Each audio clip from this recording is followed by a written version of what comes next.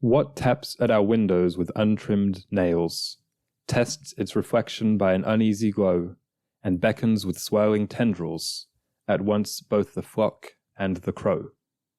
When, why invite such an omen in, or meet at the threshold where the glass becomes thin? Hey everyone, welcome back to Solacene, the podcast that imagines a beautiful, sustainable, tactile future. This is the 6th episode in our internet semester, where we are unpacking how the internet contributes to society at the moment and imagining how it will contribute to a positive society in the future. Want to explain your poem, Aaron? Yes, I will. So today's theme, I suppose we try and clump our questions for each episode on somewhat of a similar vein.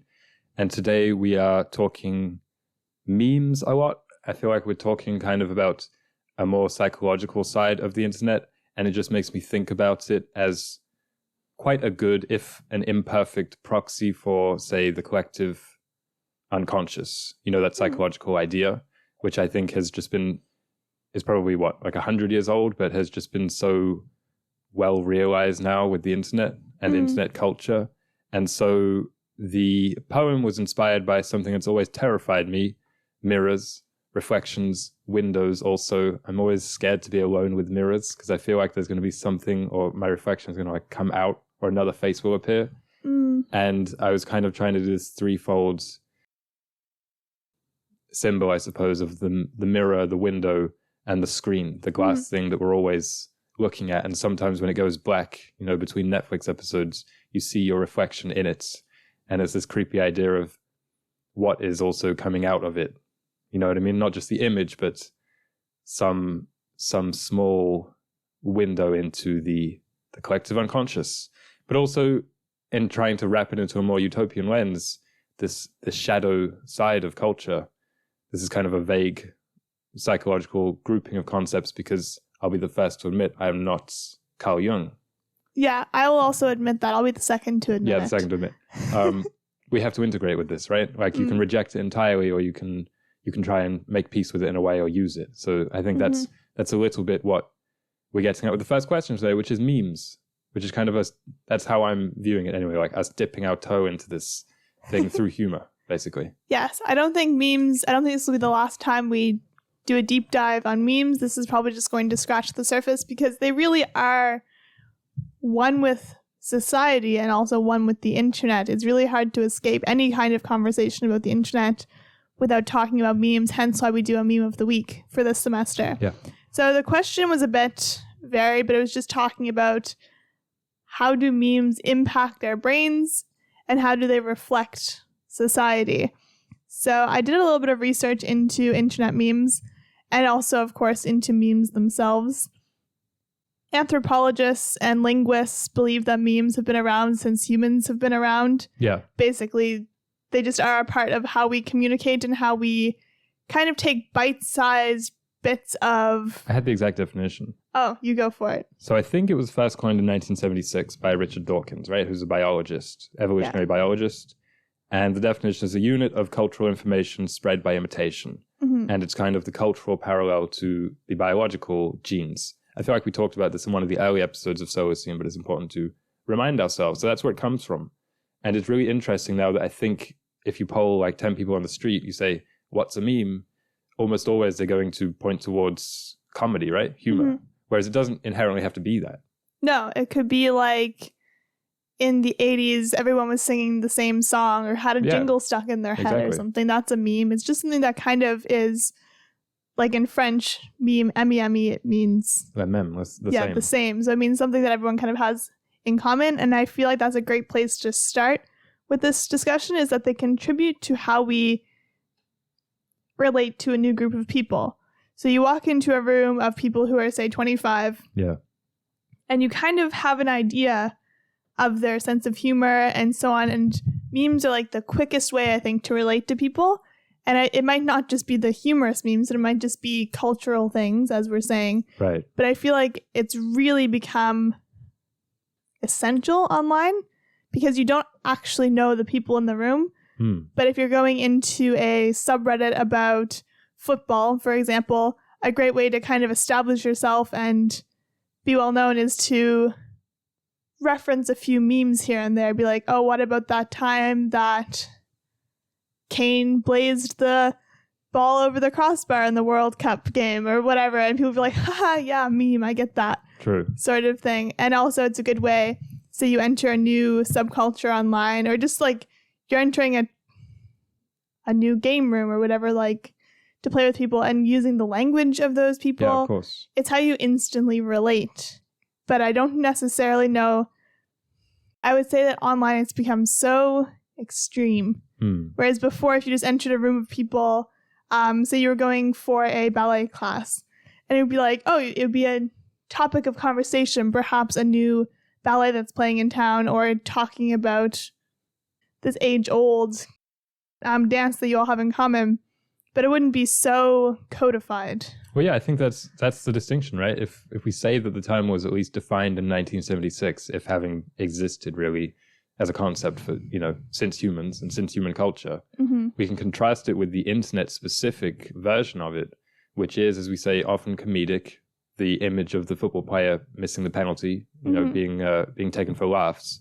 And also, as you said, hyper-specific. We talked in previous episodes about how the internet kind of accelerates one's going down the rabbit hole of different niches, aesthetic or hobbies or communities or whatever it may be. And also changing faster than it would, say, in a regular ballet school. Like a video game message board, the culture, the slang, the references, the memes change faster than they would in a old-fashioned prep school or something like that, or a workplace before the internet. That's key when we're talking about memes as kind of an in towards being in the group, the in group, as it were. Yeah. And it was funny because because we didn't necessarily grow up with the internet, but because we've come of age with the internet, it's something I didn't exactly think of how reliant we are on this language, not just online and in person now when you meet new people, of like using this language and using these images to relate. I read a study about how quickly memes evolve. So this group of people used the same tactics that you use to track the virality of a virus, so the mutations and so on, to track memes. And basically every 6 months, the number doubles. So that's exponential, right? So it's like there's 2 memes, there's 4 memes, there's 8, there's 16. It's like a basic concept. That's the biological organism to the culture, like, analogy again. It's really funny because if we're talking about the internet as a spiraling acceleration thing, that's the point in the movie when they're growing the virus and they're like, we can't stop it. It's beyond containment. It's like a cancer cell or something like that. Yeah. And my favorite part about this study is that in 2019, because they were using the subreddits, because obviously that's the best place to you can put the information easily into spreadsheets and stuff. They were using the memes subreddit and then the dank memes subreddit. And in 2019, it just reached a point where they were coming out so quickly that they couldn't analyze it anymore. So it basically reached the point on the hockey stick curve where it was just going straight up. It was doubling basically every second. I had a point about that speed and that, because when we originally kind of thought of this question, my first thought is that we were going to be dealing a bit more with the evolution of memes from early internet to current, and perhaps how their change has reflected a change in how we perceive ourselves as individuals. So we talked a bit before about Bad Luck Brian or the troll face or stuff, how that has perhaps evolved into things that are ostensibly only slightly different, but really they signify a bigger difference in how we are perceiving ourselves, or how the meme users, maybe they've just gotten younger, I don't know, like that kind of thing. But I feel like we'll be covering that a lot. We're kind of indirectly doing that through our memes of the week. We're not doing it in a chronological order, but we're going to be getting, I think, quite a representative survey of memedom from the beginning to the end. But I was also thinking about, with that acceleration and the fact that, as you said, it's so important even being able to recognize these images and these patterns. It's actually a meme in itself of the elderly person using Facebook who will respond to an announcement of death or a funeral with the crying, laughing emoji, right? And it's like, because they don't get it, so they're not in. These kind of things which we take for granted, they're actually not that intuitive for people who weren't raised in them to an extent. Yeah, people who think LOL means lots of love. Yeah. I was also thinking about the idea of the extremely online. I've heard of this phrase. It can also be known as the chronically online or the terminally online, which is my favorite because it makes it seem again like an illness, like a biological problem that you need to stop. So I really like that, terminally online, which refers to someone closely engaged with internet culture. People said to be extremely online often believe that online posts are very important. So it's the idea that when we're tracking memes and their kind of psychological reflection of us as a culture, that's why I say it's kind of an imperfect proxy, because on the one hand, memes, I think, tend to be driven by people who are extremely online, whereas a lot of us aren't. We're rather kind of dipping in and out. You know what I mean? Yeah. Like there are some memes that completely pass you by, but then others that you know quite well. Yeah, certainly. So that's basically my goal, though. Yeah, it's my goal, I try too. and consciously be like that. I remember I was so kind of enamored with this girl who we were in a group with on campus once during a school project, when sometimes I would say things, and I don't think I'm that online compared to people our age, but I would say like, oh, he's the GOAT, the greatest of all time, talking about some sports thing. And she was like, GOAT, that's some kind of internet word, isn't it? Yeah. And I was like, I admire that so much. I appreciate that a lot. Yeah. Do you think you could track the point where you kind of stopped being online, stopped being up to date? Because for me, I think I know, I can just kind of try and explain right now the point where I stopped. I think for me, it's like a scale or a balance. I can chart it almost exactly with the correlation of how interesting my life is. When my life is very, very dull and I feel like I don't have much agency and I just feel quite annoyed or miserable with day-to-day events, then I'll be online a lot. If my life is fulfilling and interesting, then I won't be online very much. I see. Just right now, I'm thinking the point that I dipped out and kind of hopefully will never go back in was when beans were really popular as you would use that word for anything. Toe beans, human beans. Oh, beans, yeah. But that seems like your type of thing, though, no? I know, that's the thing. And you mean maybe that was your peak. That was my peak. And then when I fell, then I haven't gone back. But humor was never going to beat that for you, so why try? Okay, I'm going to go to the meme of the week now because it's good for this discussion. Okay. I didn't know this was a thing. Basically, my internet consumption has always been very, like, filtered because it was usually just through what my friends are posting. Like, I never went to the source. I was never on Reddit. I was never on even YouTube really until recently. Like, I wasn't getting it from the source. I was getting it secondhand. So I don't know about these, like, what it's called. Yeah. So I just learned what this thing is called, and it made me upset that I was, like, a part of this unknowingly because it's like anti-Solacene in almost every single way. Okay. And it's also just aesthetically, ugly isn't even a strong enough word. It's just like repulsive. Okay. Aesthetically repulsive. But I realized I was a part of it. But I'm going to try and absolve myself of a bit of blame because, I didn't know. And I also think it was just kind of part of my language, perhaps outside of the internet. Like, it just kind of is how I was because I was a very wholesome child. But anyway, it's called LOL Speak. Have you ever heard of this? I think so. So it comes from LOL Cats, which I thought, LOL Cats, which I thought was those cats, the pushing cats, the like gray ones that are very round and plump.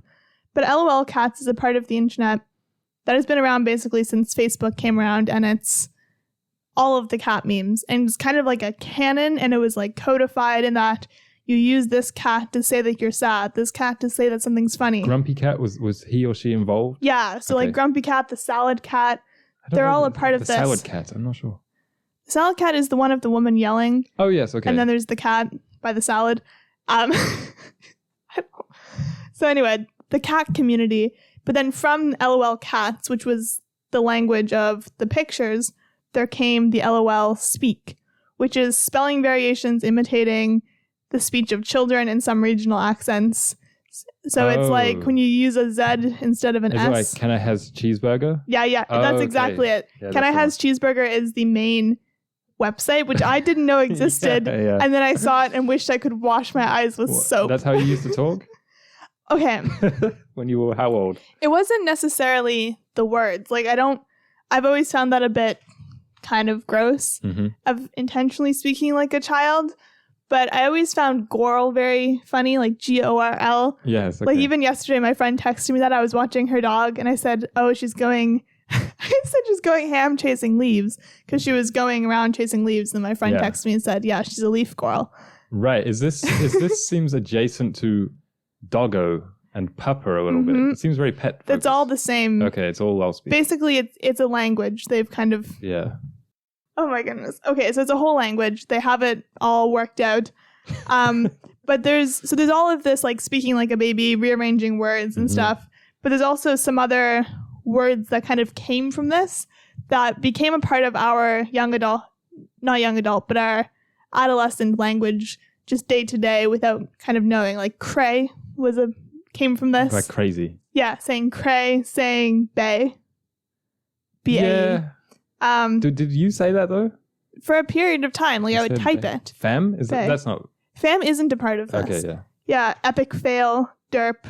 Oh, amazeballs. So they kind I of can imagine you saying amazeballs. Yeah, amazeballs. That's what when I saw that I was like, I feel like I just said that from a young age probably. Right. But all of these things come from LOL speak.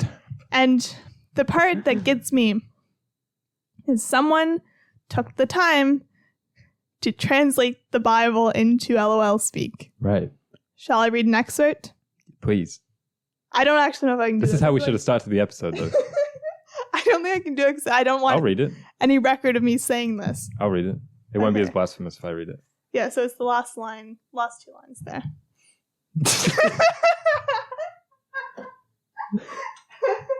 Can you read it? In the beginning, ceiling cat mated to skies and to earths and stuffs. So in their translation, they use ceiling cat.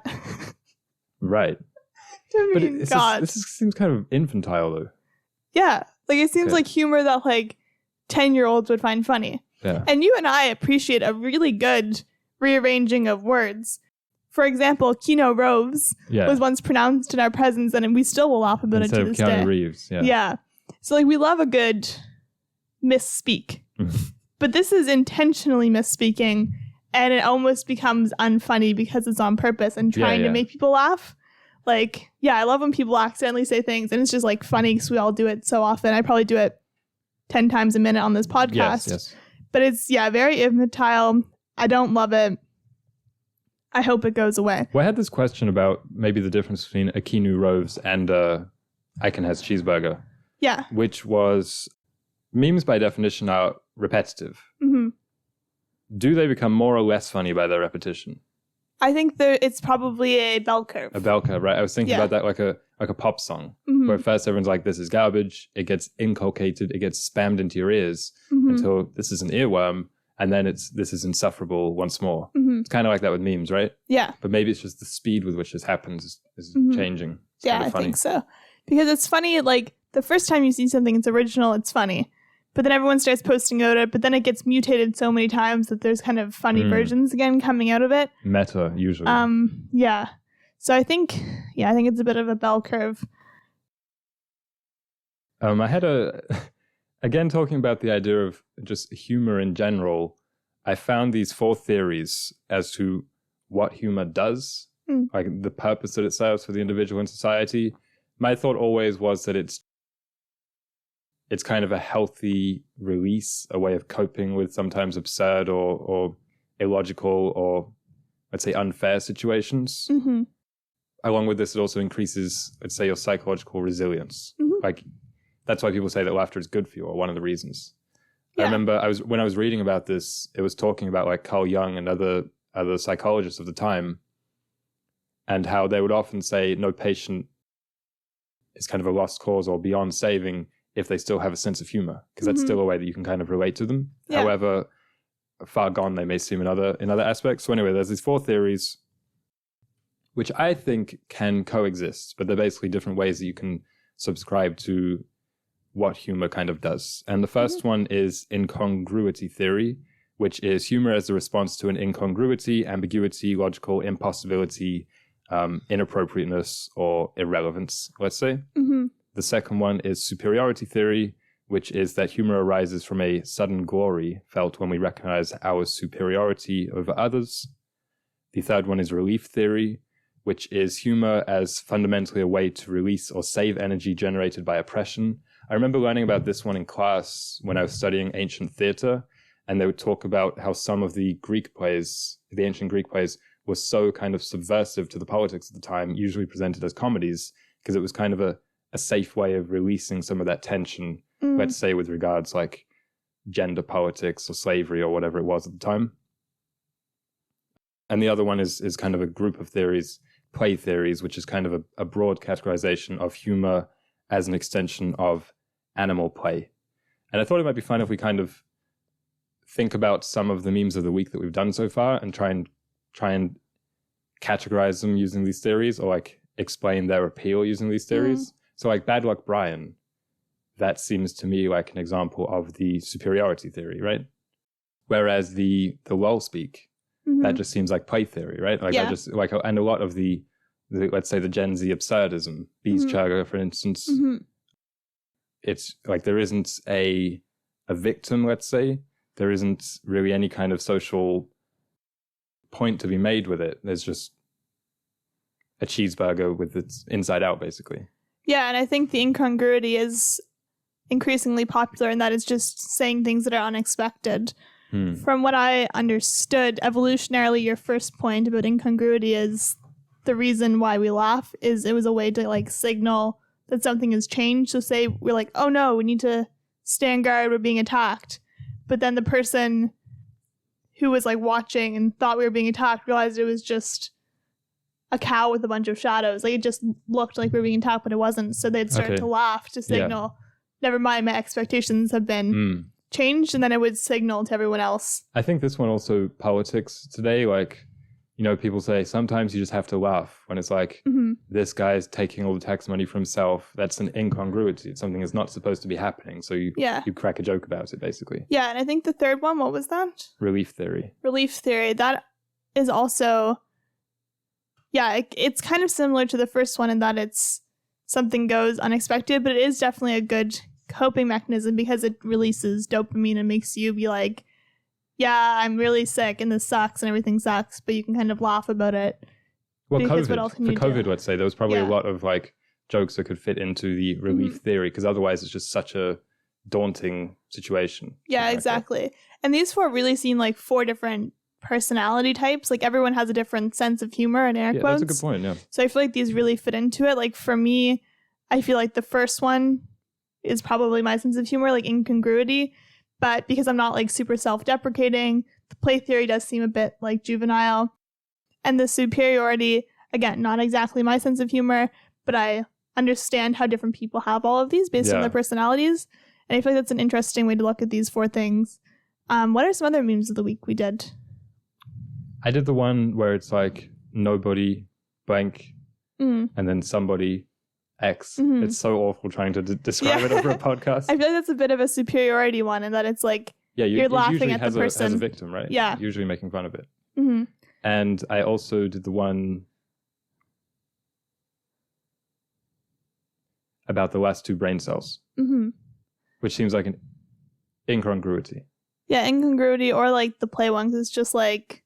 But also, I think we're kind of misusing these theories. Like, perhaps. As in their four boxes. But I think you can kind of do it like that. Yeah. But it's more like some people think that all humor can be described loosely with these things. Yeah, I'm sure that it can. Yeah. But I kind of like using it as these categories. I did the dress one, the two dresses. Right. That wasn't really a funny meme though, right? No, but it does still feel like a superiority one, and that people felt like they were right. And they like... That's true. That's kind of why they got entertainment out of it, not necessarily comedic entertainment, but it was something engaging. I like these theories. I want to look a bit more into them. They're interesting. Maybe we can have something else for next week about internet humor, because I think it's key to the conversation about culture and internet. Yeah, I think so. It's not just memes. So let's maybe we each have to make a Solacene meme. Okay. Like a meme that would be a thing in the Solacene. Okay, sounds good. So the next question for today was about internet art, and I think it kind of has two parts. One, I was thinking about ways that the internet changes existing art forms like painting, poetry, song, whatever, like the existing arts, the ways that the internet changes the way these are distributed and shared, but also chiefly made, like the way that it changes when you are painting something virtually or even collaboratively on a stream or something like that. The way that becomes almost a form of performance art in some cases. And the second one, which I think is maybe more important or maybe more interesting, and we haven't spoken about it so much, is art born of the internet. So what kind of sparked this idea was I was thinking about clothes, fashion, and how that is like the art of touch, because no other art really encourages you to touch it with your whole body, your whole naked skin. You know what I mean? It's like, I don't know how the Mona Lisa feels because I'm not allowed to touch it. But clothes, the touch is, I mean, I feel my clothes much more than I see them. Let's put it like that. So that's interesting. And so it's a little bit ironic that online shopping for clothes has become such a big thing because it reduces it, it compresses it to its visual sense. And it does that for a lot of different things. But I was thinking about, if clothing is the art of touch, like what could emerge as the internet art? It might be a bit of a vague question, but yeah, I had 3 ideas on what could be the art of the internet. Yeah. Some of them are less nice than others. The first one is like kind of ugly and techy, but I said the internet has really made an art form of navigation and interfacing and like website design. Yeah, UX, UI. Yeah, because before it's like you have your microwave, there's like 6 buttons on it. Your TV has like 3 buttons or whatever. And like that was kind of the extent of your interfacing. But with the internet, it's become a whole visual, auditory, sensory experience of like, you go on a website, you immediately need to try and communicate a bunch of different things to people, but not in an overwhelming way. And I feel like it's definitely made an art form of it. We talked about our favorite visual websites last week. And I don't mean just that, but I mean the actual technical, like the speed at which it loads between screens, because like there's a whole science behind that and like art behind that. So I think that's one of the things. Do you think it's an art or science? Both. But all art is science if you think about it. Okay. The next is vlogs, so video blogs. Yeah. Blogs I don't think are in any way exclusive just to the internet because With they're a B? just, yeah. Okay. They're just an extension of columnists and people who would like write opinion pieces in magazines and in newspapers. So I feel like blogs aren't necessarily an internet art form, but video ones are, because people have always been making short films and films, but vlogs are so rapid and vapid and like personal.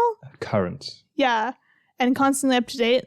Infamously, Casey Neistat made like 200, 300 vlogs every single day for years. Maybe even more than that, because like in Casey's case, it emerged from that was a pre-internet thing that some people in some videographers have been doing a little bit. But the sharing of it, I mean, and definitely the way he took it was pure internet, the lo-fi music in there as well. Yeah. But I think like the purest distillation of this is the live stream. The live stream, maybe not just of someone sitting on their computer, but they do something called like on Twitch, where you can go and watch people play Fortnite, Call of Duty, FIFA, chess. There's also a section for IRL, which is just you watch them go about their daily lives on the streets or doing errands or whatever it may be, which is quite dystopian. But I think that's the purest. Whether that's art, again, that's another conversation about how much creative decisions have gone into it. But yeah. Yeah. And my third idea, I think I'm going to stick with the first as my final answer for like what is the internet art form. My third idea was that the way we have become almost experts at socializing in 2 dimensions is kind of an art form, because people always say the art of conversation, and that was a big thing for years and years. People trying to tailor their social skills, like people would go to like boarding schools or things to become more sociable. Yeah. And so now, like this new way of doing it, we all almost you have to become good at it and develop a knack for it, or else you'll be left out of society. So it's like, I think it's an art form in a way that you have to use visual and text exclusively to communicate complex human experiences and emotions and ideas. And with the rise of emojis over just those, what are they called? Emoticons, I think. Yeah. With the punctuation. Yeah. So the rise of emojis, it's a whole other language, basically. Because as you said earlier, if you don't know the laughing, crying emoji is laughing, like you're ostracized. You don't want to be that grandmother using the eggplant. Yeah, exactly. So I think, it's a whole other language, and obviously language is art. So I think that's my third theory. That's good. Thanks. I had 3 also that weren't, they didn't really answer the question directly at all. They were just 3 thoughts. Fair. And the first one is kind of in contrast to yours when you said blogs. Those aren't internet specific. I agree with like the typical, the blog as in your WordPress, your Medium, where it's a well thought out piece of near journalism or, creative writing or a diary entry of sorts. There's nothing particularly internety about that. But where it gets very, I think, internety and central to the idea of creativity on that platform is what I'll call arrangement blogs, Tumblr blogs, or when people used to have MySpaces, wherein because the content is so infinite on the internet, like it basically just seems infinite. And with the AI or whatever, I think that is literally infinite. Taste and the way that you arrange these things, your Pinterest board, for instance. Yeah, even just your social media page, like your Instagram your social media. feed. I mean, I think TikTok has gone away with that a little bit. The idea of having to make your IG feed, your grid, right, look so good and complementary. But I still think this is a key element of, I mean, think about aesthetics. And it's kind of done this to the way people dress as well, where obviously we're not making the clothes for the most part. And it's barely even about the one thing. It's barely even about the t-shirt or the pants. It's about just how your whole wardrobe is cohesive. Or if it isn't, then that should be deliberate as well. So I think arrangement, or I was also thinking about, say, the YouTube compilations of music. Like we kind of subscribe to those arrangers, even though they didn't make any of the music. They're just choosing it and putting it into a playlist for us. But we respect that. Curating, yeah. Curating is the word I was looking for. Ooh, I feel like there's a question there for next week. Curation versus function or something like that. And how the internet has changed. How has the internet changed our focus from functionality to aesthetics or something like that? Something pertaining to that with curation. Yeah, I agree there's a question. And the other thing I was thinking about was fanfics. I feel like that's very internet. I know they existed before the internet, but I think it's really exploded. On Tumblr and DeviantArt, there's like millions and millions of drawn images of cartoons or people's favorite characters or crossovers, stuff like that. And there's also that one website with all the fanfics that I don't remember. But it's like people just write about it. And in the past, maybe when people weren't so, like we weren't so kind of entrenched in existing media, maybe those might have been original pieces. And I'm not saying they would have been better for that, but maybe, I think that's a change. So I don't know whether to call this the difference between entertainment versus arts and how kind of disposable entertainment may seem, and that's why it generally earns the label of contents, or it's some kind of an equivalency we could draw, wherein economics, the media is increasingly dominated by fewer and fewer companies, and so too maybe a lot of the creative effort that it inspires, funneling towards existing IPs and worlds and characters. You know what I'm talking about? Yeah, I think so. Even just like 20 years ago when there'd be the movies in the box office would all be different studios, therefore different visual arrangements, casts, tones. Yeah. But now you go to the theater and it's mainly the same tone. Yeah, and so a very similar visual palette. It maybe inspires a bit more of a homogeneity. Yeah, you could even say it doesn't inspire. So people just have to be. I mean, I wasn't trying to cast a value judgment. I was just trying to describe. And the third thing I was thinking about is a bit related to that, is the idea of the vaporwave, which is quite a niche genre. Maybe you haven't thought about that for a while. Haven't. A very brief phase that I was in like first or second year in university. Vaporwave, Aaron. When I was like, look how cool Bart Simpson is when he's looking all like nostalgic or something like that over a purple sunset.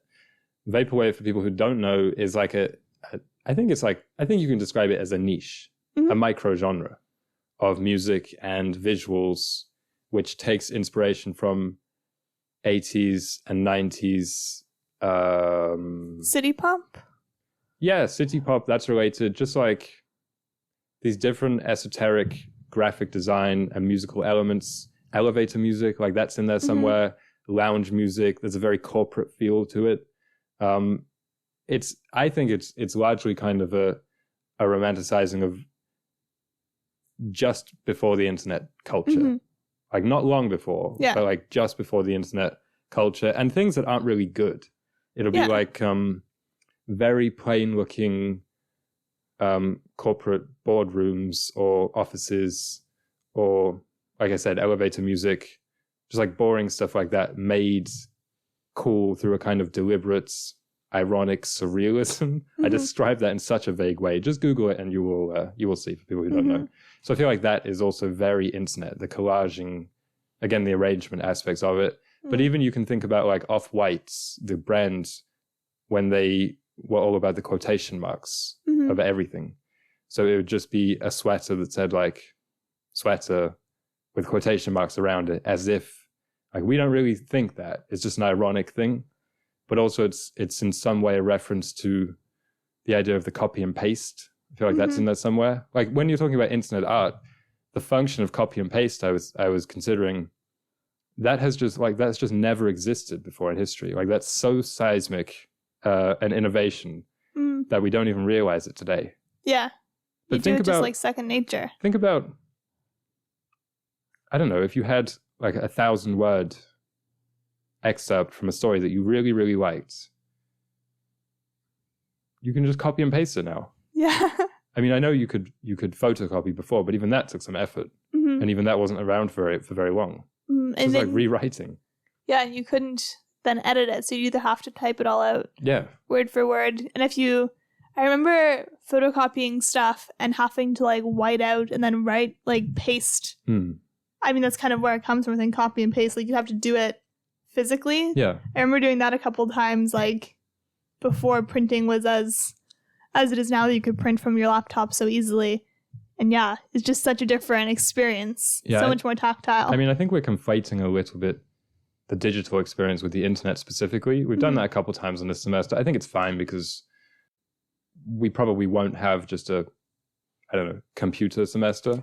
Yeah. This is also where we talk about just the weird digital non-place, as it were.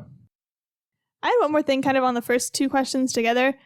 Just a fact that I found interesting from that article I read about like the people who studied all the memes. And they said, since the dawn of the internet, memes have evolved the same way that cave art evolved to modern art.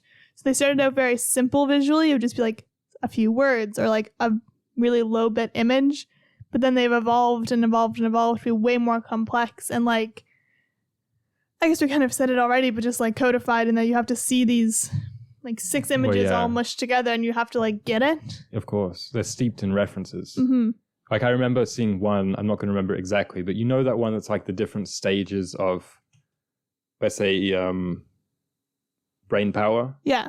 Where it's like a very simple brain, and the last one is like someone ascending. It was that, but then on the right column, it was various memes. And one of them was like, it's not SpongeBob, Winnie the Pooh, right? Where Winnie the Pooh's looking very simple and then very elegant and very sophisticated.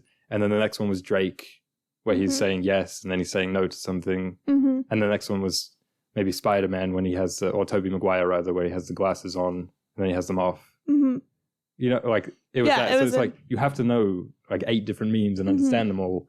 And I was also thinking about, I mentioned humor on the meme question, but it's funny how they can become just conversational tools or rhetorical tools. Because, for instance, the Drake meme that I just talked about from the Hotline Bling video, where he's pushing something away and then he's saying yes to something else, that's not funny anymore. If it ever, like, that's not comedic, but people would just do it to make a point about something. Yeah, I think so. There's so many. So some things last. Some things are recognized as this has value, so we're going to keep it.